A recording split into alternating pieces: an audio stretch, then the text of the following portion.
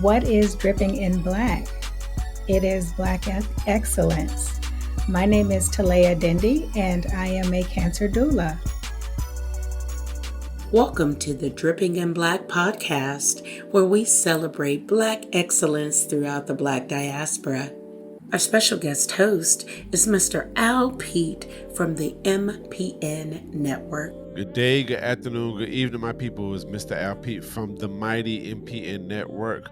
Thank you so much for hitting play and joining us again. We in season 6 of Dripping in Black podcast and productions with Dripping in Black Productions. Thank you so much again, and again. I am one of the guest hosts, and it's going to be multiple hosts on here, but it's going to be the same type of Black excellence that we give every single time on these episodes. All right.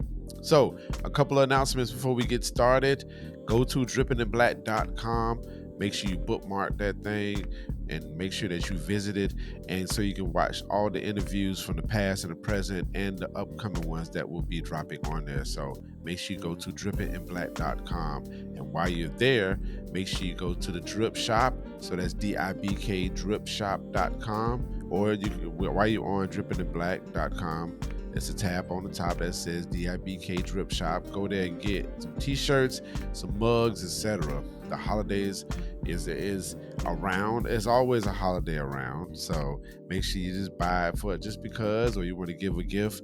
It makes a great stocking, whatever you want to use it for. Just go to the Drip Shop and purchase something, and make sure that your folks are in the know. All right. And lastly, please make sure that you subscribe to the YouTube page so you can get those videos and get notifications when the video appears, all right? And share it as well. Share it with your friends. Share it with somebody that you think will enjoy it. It's great Black excellence right here, over here in the Dripping Black family. All right? So without further ado, we finna get into it. We have a great guest that we're about to interview. All right, let me read up on Miss Talaya Dendy. She is the founder, cancer doula, cancer thriver, and a podcast host. So imagine facing cancer with greater emotional strength, unwavering confidence, and the support needed to navigate the healthcare system effectively. Talaya Dendy, a seasoned 14-year cancer thriver and board-certified patient advocate. As a cancer doula, she offers empathetic, expertly informed support, guiding individuals and families through the emotion burdens and complex healthcare system of a cancer diagnosis. And she's a 2025 Bush Fellow, an Air Media New Voices Amplify 25 Fellow, and a 2025 Cancer Health 25 Patient Advocate. Talaya, how are you today? I am good. How are you doing? I'm doing good. I'm doing good. Good. Thanks for taking the time to speak with us about the great things that you have going on. So I want to start with the doula part. I've recently been hearing the word doula like a lot, just in different sectors, even online, and I know some people that have gotten into that. Could you break down specifically what a doula is, and you can roll into the cancer doula aspect.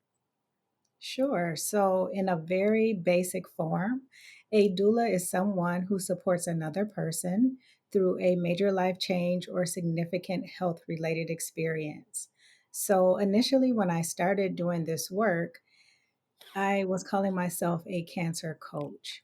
And coaching is not what I do. What I do is I walk with people throughout their cancer journey and provide emotional support to them.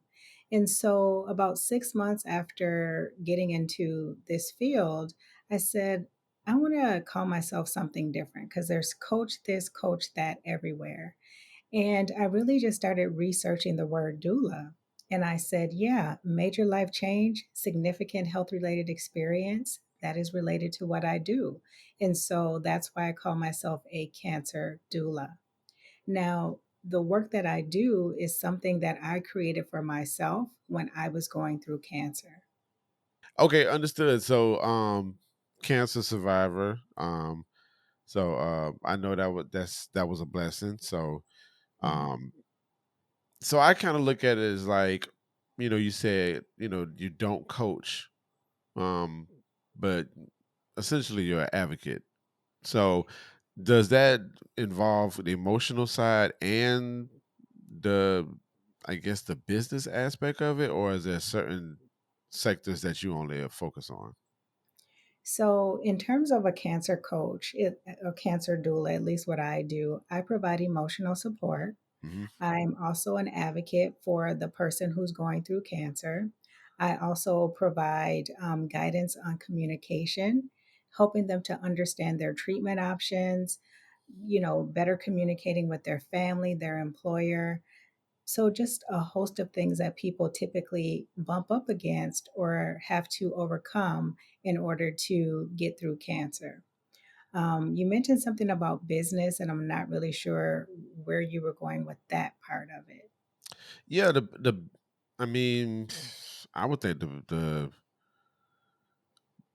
I guess, well, when I say business, I guess I could take that back. I'm thinking more like the terminologies. When you in the doctor's office, the doctor is always throwing a a word that you don't understand.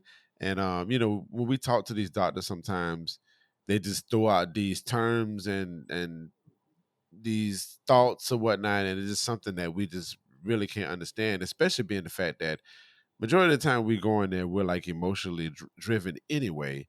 So we're Mhm. already filled with this emotional stuff.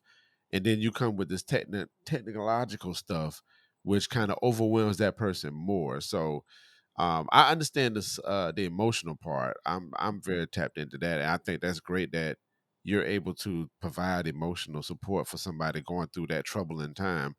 But I was wondering if there was a sector where you bring in the fact of, okay, well, you might not understand what he's saying. This is what he's saying, or this is the things that we need to watch out for, etc. Some, I mean, I don't want to say legal, but yeah.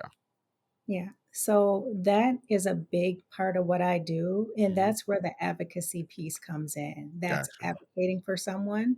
And so typically, I don't really go into the doctor's office with my clients unless they're local and unless it's something that's really, really needed, they're really struggling. Everything that I do with my clients is online via Zoom, or I also have a HIPAA compliant software that I use. So, in terms of what you're speaking about, really the client brings back to me what the doctor has shared with them, Hmm. or the client will give me access to their my chart or whatever electronic health record that they're utilizing. Hmm. And we will talk about it first. If needed, I can step in and be a voice for the client and talk directly with the doctor, but I have to get their approval first. Hmm. So, a big part really is about understanding what is being shared with them in terms of their health and in terms of just their treatment options and how to navigate the healthcare system. What doctor do you need for what? Making sure that my client and also their family know how to speak up for themselves and really be very, very transparent about what their needs are. And so that can look different for every person. For each person is different. Some people are more well versed in the healthcare terminology and how to navigate. And some people, they've never had to really do much in terms of navigating the healthcare system. So it really depends on the person. Gotcha. I'm gonna ask, I guess, a naive question, but forgive me if it Okay. comes off naive. But is it? Well, okay, I'll just say the statement. It don't seem like doctors would like steer you wrong in a situation like this when it comes to, like, I mean, any type of procedures or like when it comes to healthcare, etc. But i- is it that rapid that there's a possibility that misinformation can come in to where you have to step in and say, hey, and then be the advocate? I would just think that the doctor would just be kind of straightforward and understanding, Mhm. but I don't know. It just seems like it just seems, and maybe I'm in a fairy tale with that, and I would like for you to clear that up for me. But it Okay. seems as if, you have this situation, the doctor talks to the patient, and the patient understands as much as possible, but there might be a procedure, or there might be something where the doctor is saying something that that might be misinformation, or you might think, okay, well, he might need a second opinion on this, and then that's when you come in. Like, is it rampant like that, to where it does it happen often to where you have to step in and say, hey, let me be the advocate of it, or am I looking at it a little bit differently or too deep? I think you're looking at it a little bit differently because Right. it's not about misinformation. It's about what you said in terms of getting a second opinion. It's Hmm. about the patient understanding their rights. It's about the patient getting the kind of care and treatment that they want and need. There are so many stories from, I don't care what race you are, from black, white. I've supported all different kinds of races, and there is this issue where many people feel like they don't have a voice when they go in. They're diagnosed with cancer and they're told, here's what we're going to do.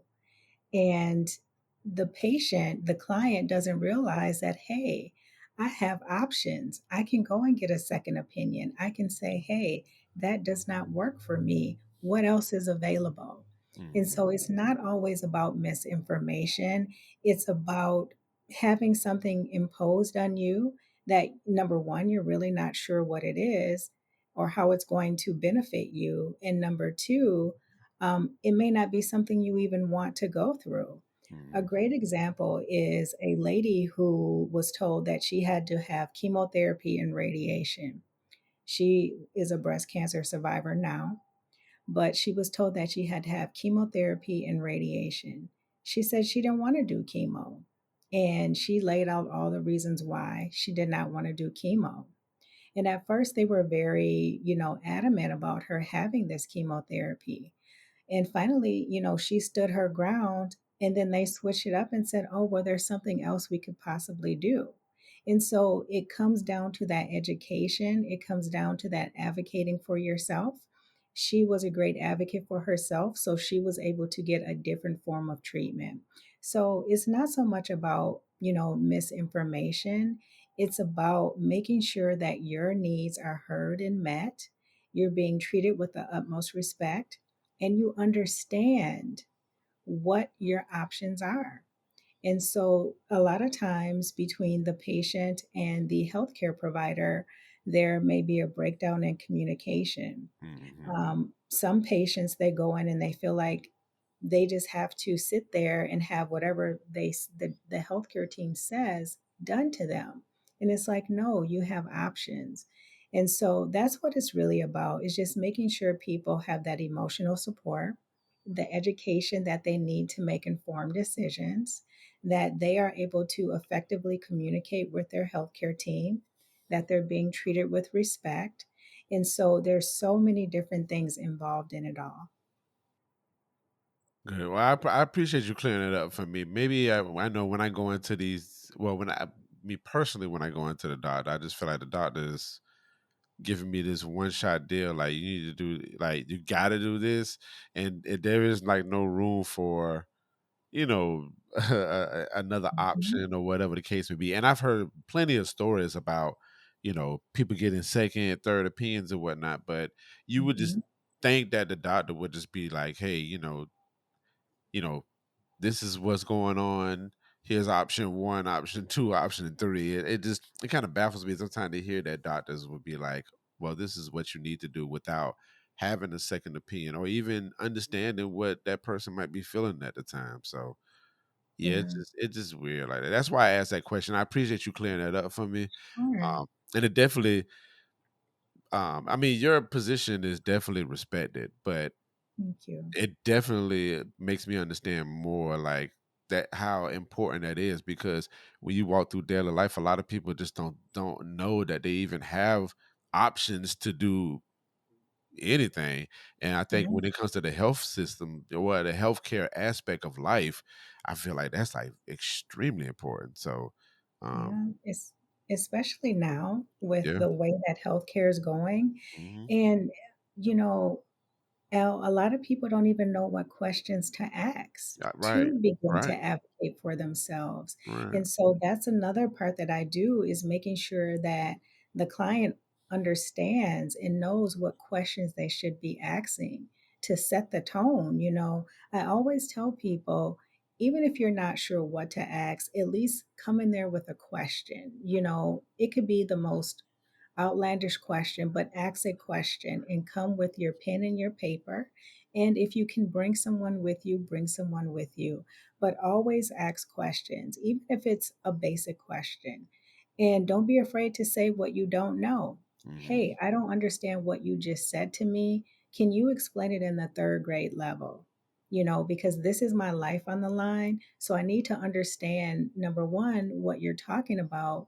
And number two, what my options are in terms of what you just explained to me. And Hmm. so that's the other thing is making sure that the client, the patient understands what's being shared with them. And a lot of times people are afraid to say anything, they're afraid to question because of white coat syndrome. And basically, that is where some people may feel like, I can't question the doctor's authority, they are the expert. So, Wow. Now I'm learning a lot, and I appreciate you. I've never heard the white coat syndrome, mhm, and that so even with that, like, so these patients are coming in looking at the white coat and thinking mhm. like, they have the authority over me or the power over me, and that's wow, Yeah, yeah, and I wow, always tell people, wow. and Okay. and it's really the older generation too, and I always say, I even say to my mom, if I can't go with you, here are the questions that I want you to ask, and she'll have her own questions too, and she'll bring it back, and we'll talk about it. Okay, are you good with what they shared with you? If not, let's figure out what we need to do to make sure that you're good with what they said, or we have more questions to ask. And Right. so I noticed that the white coat syndrome really affects older generations. But, we're conditioned to believe that we don't know what's going on with ourselves. I always tell people, you're the expert on you. Your body is telling you something. And when you know something's not right, your intuition, your body, all of that is telling you something. So don't be afraid to tap into that. Wow. This is this is great. This is great. I appreciate this. That Okay. now I mean clarity for for one, but um now you want me to go. Now I need to go call my mom and talk to her about it. I got her. Yes, yes. Be I like, mean, I've Mom, did you take talked. I talked to her, and yeah, she just recently had surgery, but I was like asking a bunch of questions. So I mean, I guess in theory, I was being an advocate for her, right? I mean, Absolutely. wow. Yeah. And to be an advocate, you don't even have to be in the same space. I'm an advocate for many people from a distance, Mhm. but it's really supporting them and making sure that they feel comfortable with what's being shared with them. You make sure they're comfortable with their options, their treatment options. Mhm. It's just so many different things. That communication is a big, big part of advocacy Yeah. and self advocacy because Mhm. someone can advocate for you, but you can also be your own best advocate. And that's showing up, that's being a participant in your care, that's Mhm. asking questions, that's taking notes, that's pushing back when something is being imposed on you that you don't feel comfortable with. Right. So, I'm in the communications field. I'm not in the, like communications is my thing through and through. I love it, educated as well. But one thing that I've noticed about you, like your tone is very like comforting. And I tell people a lot of times that, sometimes your tone can change the way that you think or, it could inflict something, etc. or whatever. But like your tone is like it's very soothing.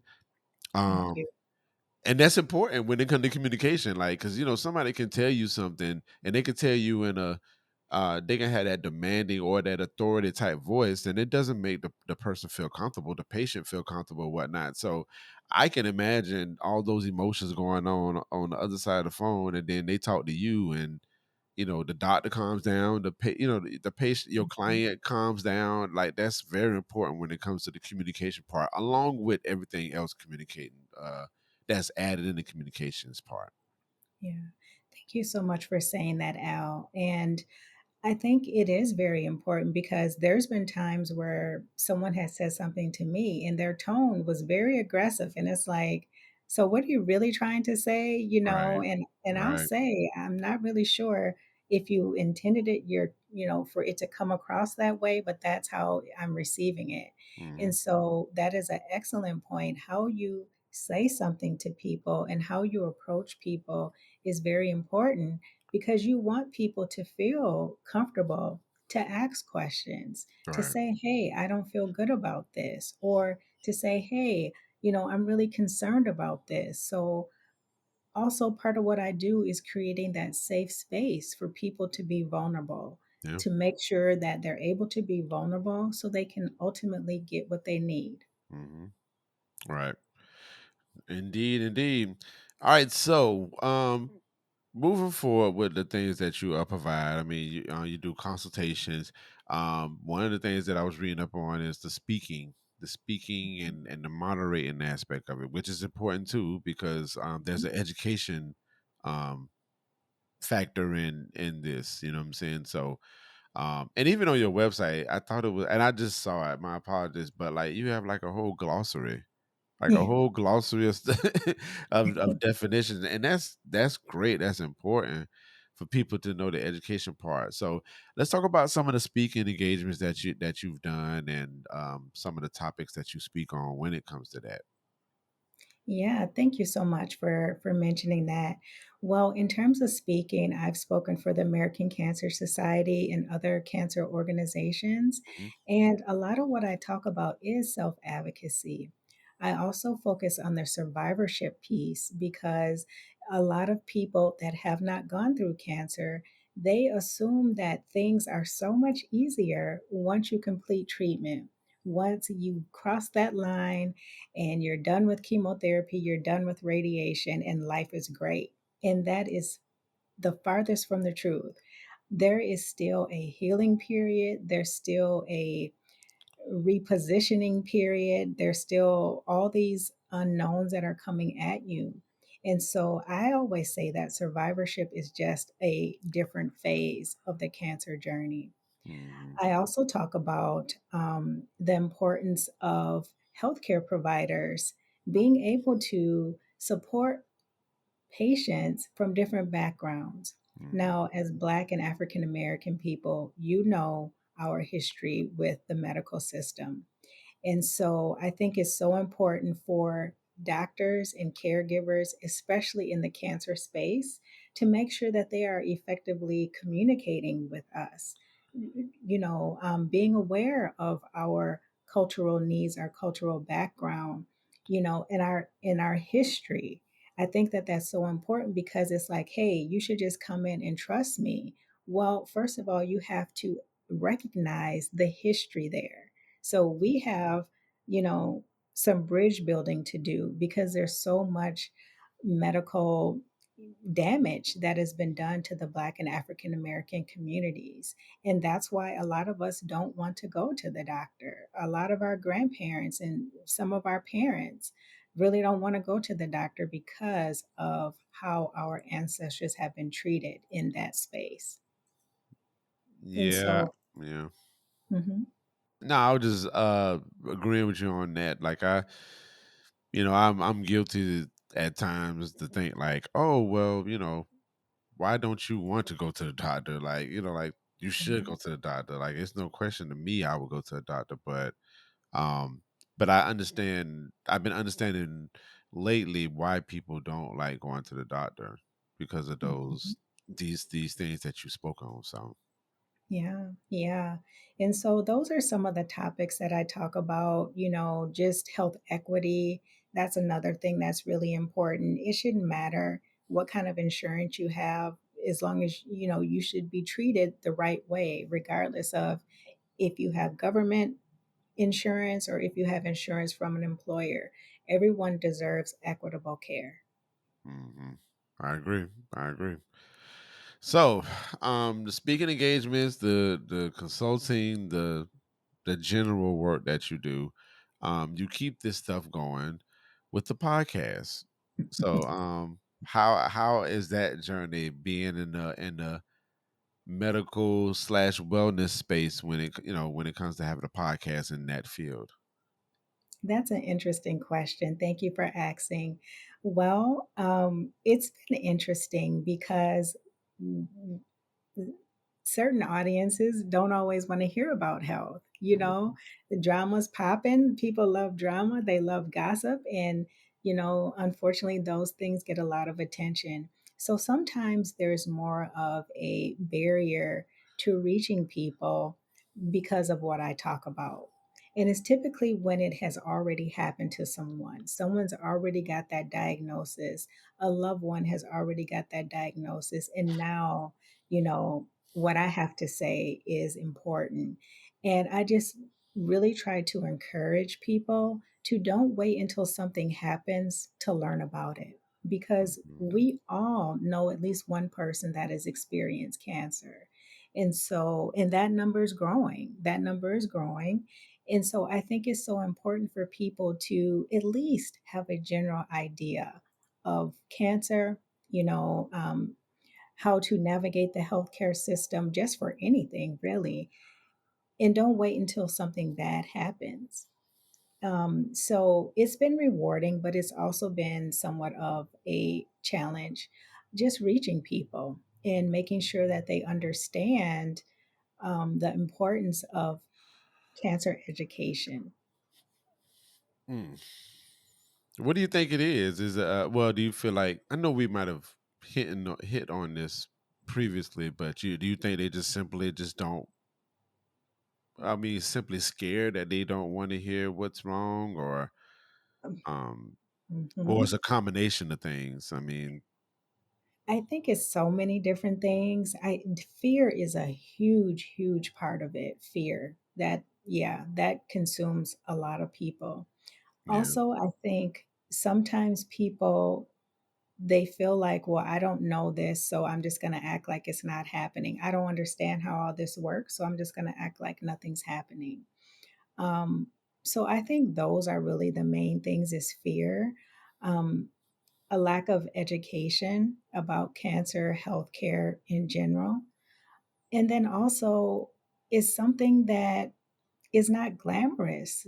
Cancer isn't fun. Cancer isn't pretty. And so it still has a stigma around it, like mental health. And so I think it's just a combination of things. Mm, I, again, I'm guilty for this thought, but I be thinking like, man, if something's wrong, be, I guess be an advocate of yourself Mhm, first, you know what I'm saying, to do it. But the fact that that you have all these avenues of learning and whatnot makes it great, man. I mean, thank from you. the podcast to, you know, speaking in certain spots. I mean, even being on Zoom when somebody's probably across the country to be Mhm, able to advocate for them. So, yeah. and at the end of the day, I just feel like that's a great way of helping somebody, being an advocate, just assisting and just making them comfortable with the things that exist, unfortunately, that we have to deal with. Yeah, thank you for that. And, I started this work because it was something that I wish I had when I was diagnosed 14 years ago. Mhm. And I had a great oncologist, really great healthcare team. I was blessed in that aspect. But when it came to being able to talk to someone who was my age at the time and who had experienced Hodgkin's lymphoma, there was no one. And so I had went to a support group, and everyone there was older.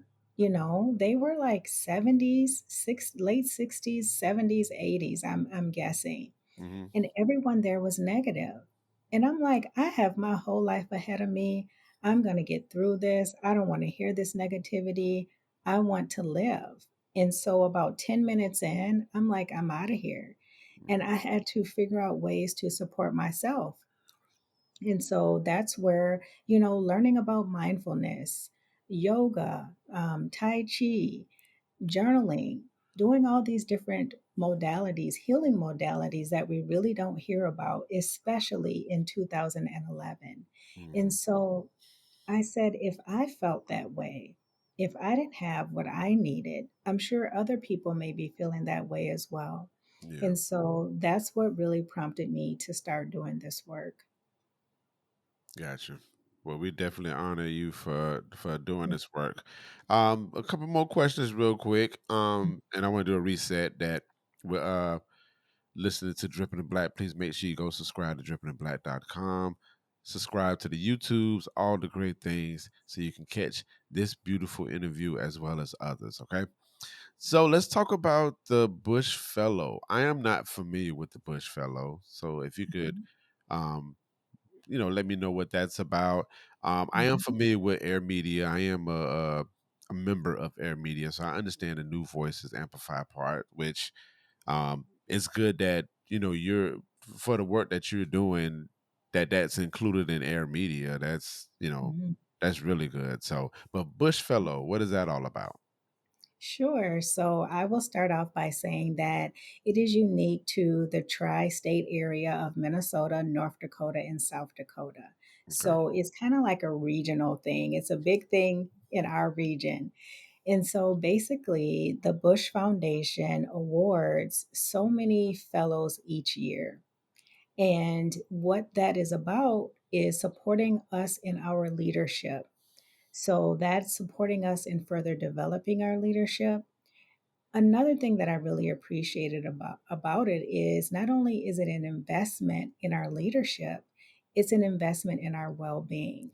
And so while participating in this fellowship, we are encouraged to take care of our health. What are some things that you wanted to do in terms of health so that you could lead for the long term? It affords us to take some time away and kind of step back and, just maybe get more rest. Maybe there's a certification we want to pursue. Maybe we want to travel.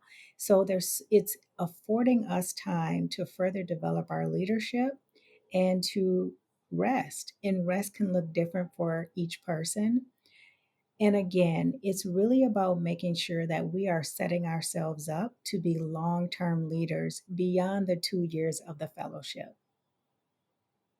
Love it, love it, love it. And then Air Media, was that your first endeavor with Air Media, or you've done stuff with Air Media before? Really, it was my first introduction. Well, I take it back. I was familiar with Air Media, but I wasn't a member or anything. And Hmm. I just started learning more about Air Media and all the benefits through the Black Podcasters Association. Hey, And so, BPA. And so, I had just seen where it was shared in the BPA that this program was starting, the Air Amplify Fellowship was starting. And I'm like, I'm going to apply. And so it was my first time applying. I got accepted. And then being in that was such a blessing because I got connected with so many podcasting greats, hmm, and just was able to learn from them and start to implement some things to further better navigating cancer together. love it, love it. And shouts out to BPA, Black Podcast Association. Didn't even realize we're members together because, of course, I'm Yeah. a part of that community as well. So Hmm. yeah, and I just noticed I was just browsing through your site and it said top 10 cancer support podcasts. Hmm. Yeah. How about that? So I'm sitting here talking about a podcast like regularly, and like you top notch around these streets. I'm trying to be. Yes, yes. No, you are. Thank you. Thank you. Yes. Thank you for bringing that up. Yeah, yeah. So how did that feel? I mean, I know that you stated that, it's at times it might be difficult to reach people with that, but for you to be a top 10 cancer support podcast, like That's definitely major because you're informing people about the cancer part as well as people, are essentially listening. Yes, and you asked how I felt. Like, I was like, oh my God. I was like, people, do respect what I'm saying and they do appreciate, the work and all the things that I'm putting out. So it felt like a huge blessing. Yeah. Of course, it was further validation that, the things that I talk about and the work that I'm doing are needed. Right. So, no matter how big or how small that audience is, there's an audience for me to reach. And so I just see that the more that we talk about health, the more that it will grow. And the more that we, get rid of the stigmas around cancer, the more that people will feel comfortable tapping into that. Right. Right. Gotcha. Okay. Well, is there anything that else that you would like to speak on or share with us before we get into some fun stuff? Yes, if it's okay, I would like to share that speaking of AIR, AIR is a fiscal sponsor for a new series that I am going to be starting. And this series is going to focus on strictly survivorship. And we touched on that earlier. Hmm. And so I'm starting a campaign and it's under Give Butter, which is part of Air Media's fiscal sponsorship. And Hmm. the series is called Survivor Series with Talaya Dendy. And I'm going to be talking with different survivors from all over across all forms of cancer. And we're just going to get real and talk about all the things related to survivorship that no one talks about. Hmm. And so people are able to donate to help me to get this series up and running. And they can go to givebutter.com/ survivor series with Talaya Dendy. Hmm. Congratulations on that. I mean, that's major. Thank you. Thank you. Yeah. Yeah. All right. So, I see that when I was on the site, I saw a video with CBS News Minnesota. So you were on there. Of course, speaking and moderating. So at some point, you're being written up about. But I wanted to ask, um, are you have you been on a cover before, like the front cover of a magazine before? The front cover. No, no. I've been in articles in a magazine, but not that no front covers. No front Mm-mm, cover. Okay. Real quick no. before I go into that, I just saw in the chat they said we have Dripping the Black alums that are survivors. So I Okay. wanted to shout that out. Definitely respects Wonderful. to the Dripping the Black alums that are cancer survivors. We send blessings and all the Mhm. things in regards to that. Yes. Indeed. So, all right, you have not been on a cover before.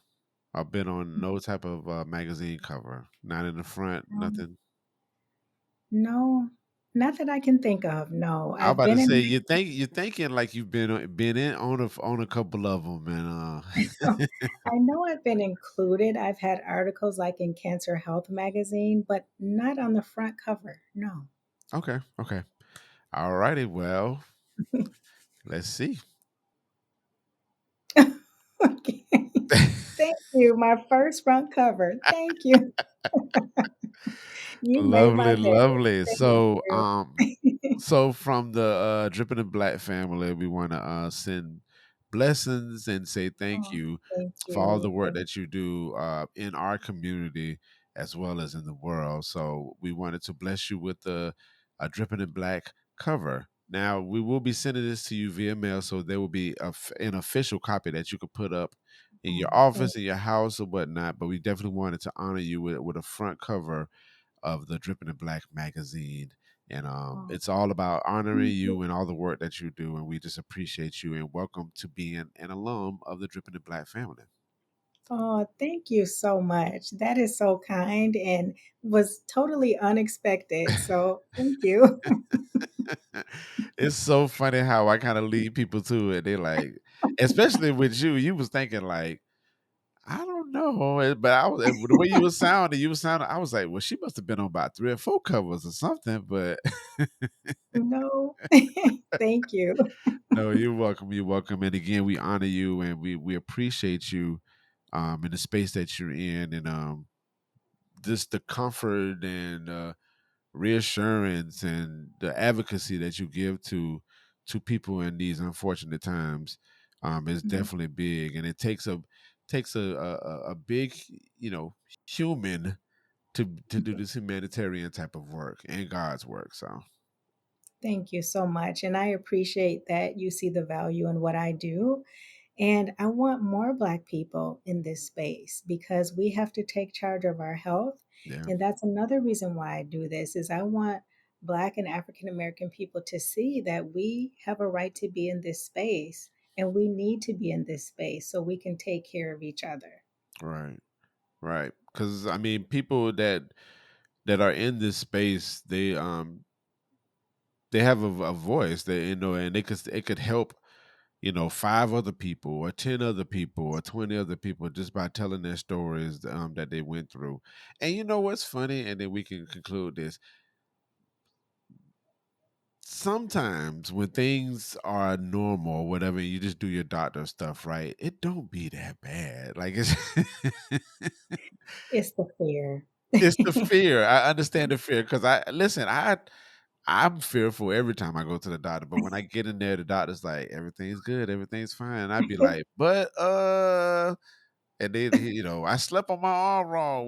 You know, that type of thing. So I understand completely, but Mhm. hopefully that, you know, from my position, I can reassure anybody that's listening that um you know, that might be fearful or might feel like they're Absolutely. getting some misinformation or might feel like they don't have nobody on their side. Hopefully, the words Mhm. that you spoke will comfort them and help them.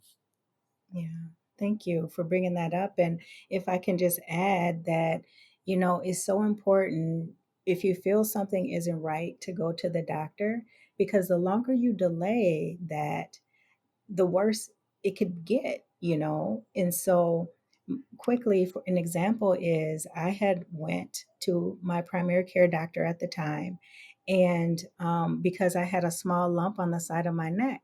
Mm, Well, I did my part and I went to the doctor, but I was totally blown off. So a year later, I was diagnosed with cancer. right, Now imagine if a year earlier my doctor would have took me seriously and I gotten that diagnosis earlier, I could have probably been at stage 1 instead of stage 3. right, And that could have really changed what my treatment looked like. And right, so I just want to encourage people that if you feel like something isn't right, go to the doctor. If your doctor's not taking you seriously, go to another doctor and keep going to doctors until you feel comfortable with the care and the answers that you're receiving. And I think it's so important to leave that out there for sure. right, right. Wise words to live by, people.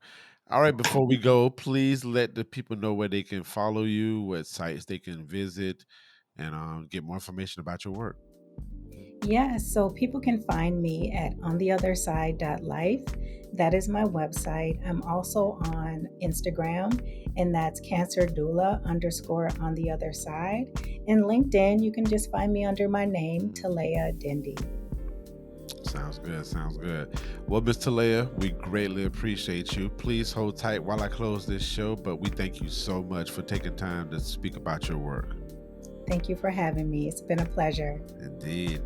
All right, my people, my Dripping in Black family, thank you so much for hitting play. Hopefully, you enjoyed this episode. Please make sure you visit all the sites. Talaya Dendy is doing some very, very, very great work, and we honor her and appreciate her. So, again, go to drippinginblack.com so you can check out shows from the past and the present and the stuff that's coming out in the future.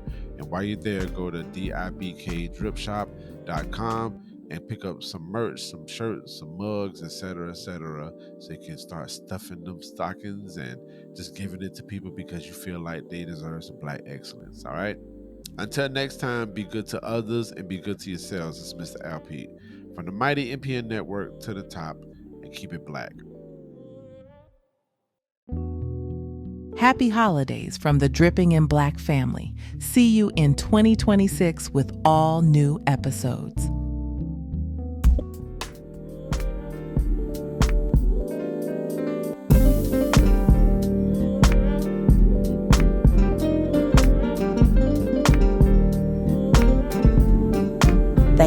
vibing with us. Keep the conversation going. Like, subscribe, and follow at DIBK20 on social media. Visit drippinginblack.com for all things dripping in black and dibkdripshop.com for your drip and other merch. Until next time, be well and much love. You have just experienced a Dripping in Black production.